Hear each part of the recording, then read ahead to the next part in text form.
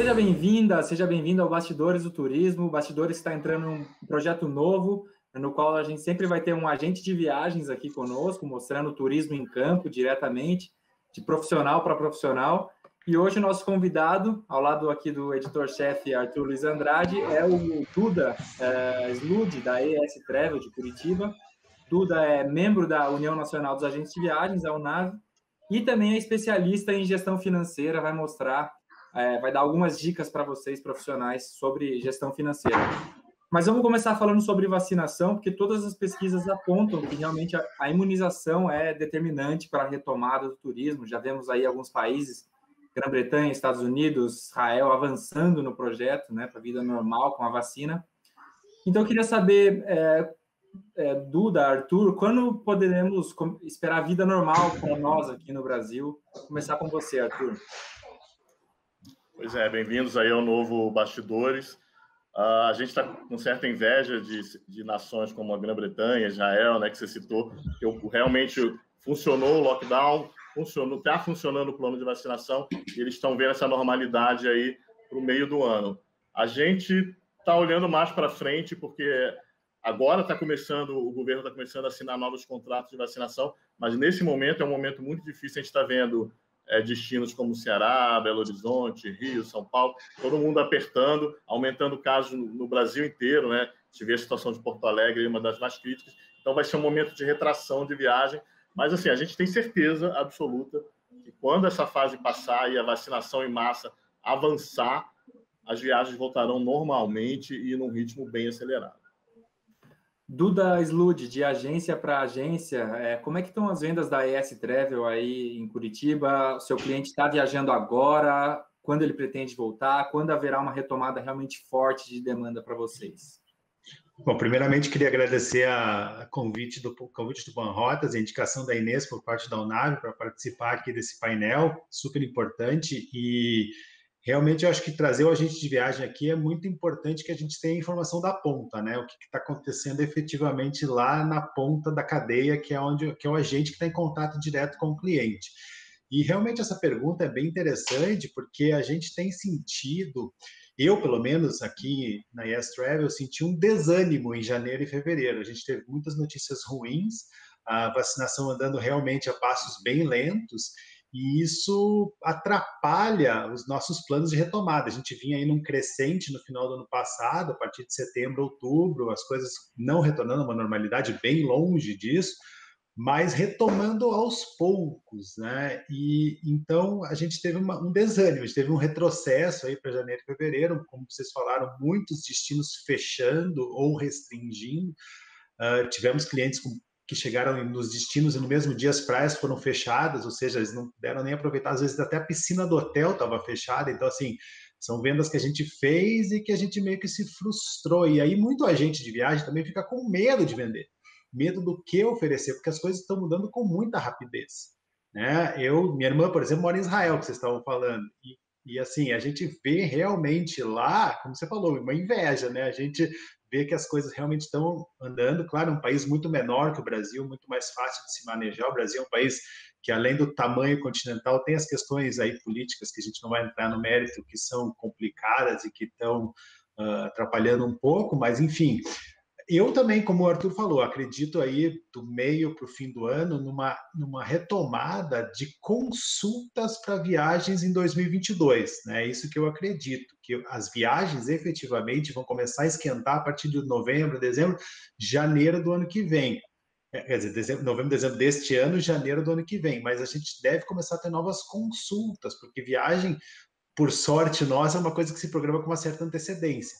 Mas só para finalizar, eu tive num cliente essa semana que vai fazer uma viagem agora na semana que vem, e ele me disse assim: Duda, eu tô louco para voltar a viajar. Esse ano eu não viajei nenhuma vez, 2020, né? Eu não viajei nenhuma vez.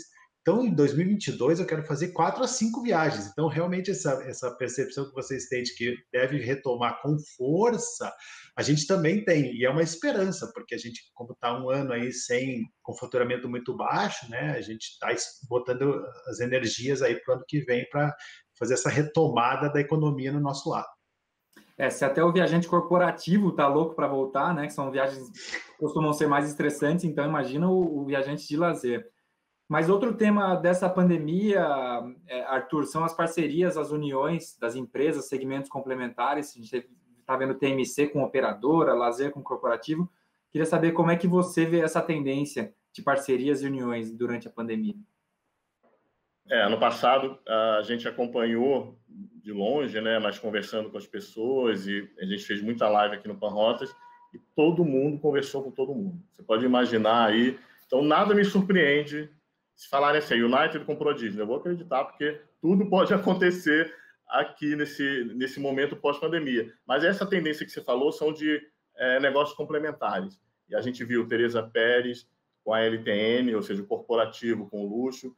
Mais uma vez, a Contic com a Prime Tour. A Gastur tinha anunciado algo com a Tour House, que está meio em banho-maria ainda, mas é outro exemplo. As empresas estão se unindo. Você vê a CVC juntando suas marcas, né, para ter uma sinergia maior dentro do grupo e ter uma marca só respondendo para o agente de viagem. Então, isso é uma tendência. Não sei se no segmento do Duda isso está acontecendo também, se as agências também estão vendo essas oportunidades, mas com certeza a gente ainda vai ver mais uniões, mais fusões e mais parcerias como essa. Duda, com você, está ocorrendo em agências de menor porte? Você vê alguma coisa nesse sentido? Ou foi o contrário, assim, muitas as agências que já abriram, já houve muitas demissões, muita gente indo para o freela, né? A gente tem visto no mercado uma cooperação muito grande, coisa que a gente não via há um tempo atrás. As pessoas que se tratavam como concorrentes hoje estão se tratando como iguais e como parceiros. Isso eu acho que é um ganho maravilhoso do mercado. Essa cooperação, ou seja, o que eu não sei, o meu amigo sabe, o que o meu amigo sabe, o outro não sabe. A gente vê as agências se juntando em colaborações, em collabs mesmo, para fazer grupos diferentes. Então, já surgiu aí alguns grupos, como A Gente Cuida, Respeita a Gente, surgiram alguns grupos de agências se juntando em prol do bem da nossa categoria, né? Nosso segmento, o segmento de agências de viagem. Eu, sinceramente, acho que agências menores não têm esse perfil de se juntar, de cooperar. Assim, o que aconteceu muito foi ida para home office. Eu estou na minha casa, como vocês podem perceber, e aconteceu isso com um número muito grande de agências. Muitas devolveram os pontos, muitas conseguiram negociar isenção de aluguel por um tempo e estão em casa temporariamente, com previsão de retorno, mas aí também retorna, a coisa complica, tem que voltar para casa. Então, né, e eu vi realmente um número muito grande de demissões no mercado. Isso, sem dúvida, que foi uma grande perda aí do nosso mercado. Eu mesmo tinha 3 funcionários, um financeiro, e eu tive que demitir porque a perspectiva de retomada ela era muito longa, né? Então, juntando um pouco com a questão financeira também, a gente tem esse enxugamento de custos por sobrevivência. A gente não vê que, assim, eu não gostaria de estar na parte operacional da minha empresa no dia a dia à frente do negócio, porque eu acho que o papel do gestor, do dono da empresa, está na parte estratégica. Ele está planejando, controlando custos, vendo os indicadores de performance da empresa, e não efetivamente na ponta, atendendo o cliente. Claro que a gente faz isso, e o relacionamento, normalmente, do cliente, da agência, é com o proprietário da empresa. É a gente que traz esse cliente para dentro, mas normalmente quem atende são os colaboradores, os funcionários que estão ali no dia a dia. Mas eu vejo que, por sobrevivência, muitas agências tiveram que enxugar, ou muitas agências se transformaram em urgências, né? Muitas agências estão único funcionário, e é quem está à frente de toda a operação do negócio. Então, eu acredito, assim, que a gente vai ter uma colaboração muito grande, ou seja, as agências vão se ajudar mutuamente, mas eu não acredito em fusões. Isso acho que é uma coisa para mercados um pouco maiores, mas com uma maturidade até de empresa um pouco maior. E se você puder dar dicas de gestão financeira, que é uma das suas especialidades, gestão financeira para as agências, assim, em 1 minuto, que o nosso tempo está curto, quais são os pontos cruciais que você diria para os agentes de viagens para manter essa gestão financeira num momento de crise como esse?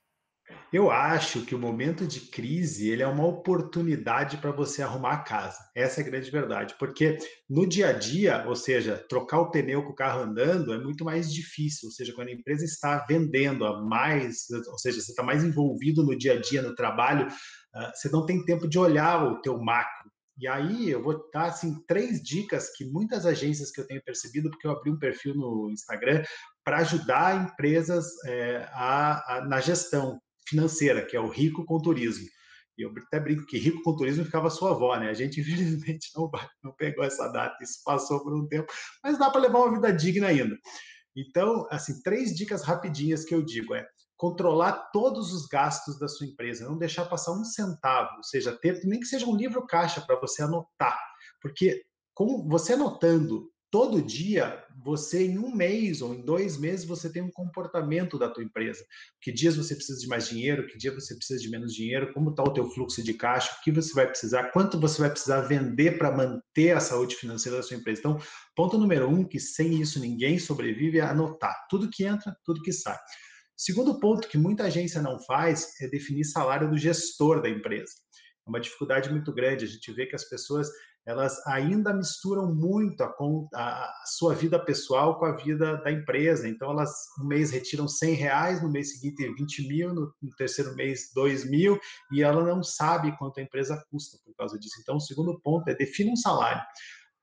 Infelizmente, no momento, não vai ser o salário que você gostaria, mas comece pelo que dá para chegar no que você quer.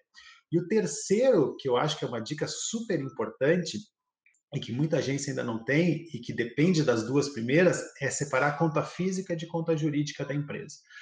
Eu tenho um amigo que é consultor do Sebrae, que ele fala assim, quando ele chega na empresa, ele fala assim, me dá aqui os boletos da escola das crianças. Se está pago pela conta da empresa, pode saber que aquela empresa tem algum problema de gestão. Então, brincadeiras à parte, esse é um passo muito importante na profissionalização da parte financeira da empresa. Não adianta você querer pagar os teus boletos de pessoa física pela empresa e muito menos pagar os boletos da empresa pela tua conta física. São 3 coisas rapidíssimas, em 1 minuto e pouquinho que você me pediu, mas assim, eu acho que já são coisas que se você fizer, você vai colocar a tua empresa no trilho certo da parte financeira, pelo menos. E dicas que podem ficar para o pós-pandemia, para o pós-crise, né? Mas é isso mesmo, dicas muito importantes. Duda Slud, da ES Travel, de Curitiba.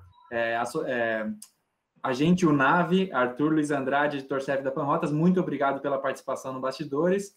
Mais bastidores como esse virão na próxima semana. Fique ligado e muito obrigado. Obrigado.